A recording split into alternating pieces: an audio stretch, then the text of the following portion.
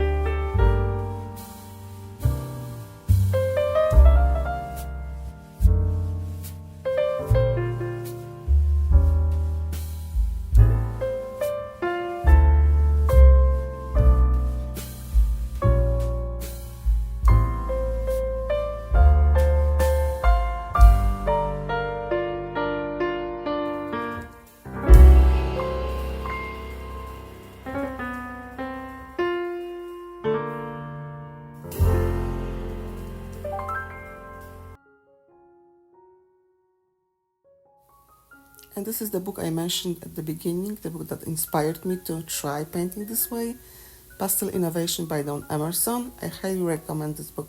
Dawn is an amazing pastel artist, and she gives a lot of interesting examples and exercises in that book. I placed link to the book in the description.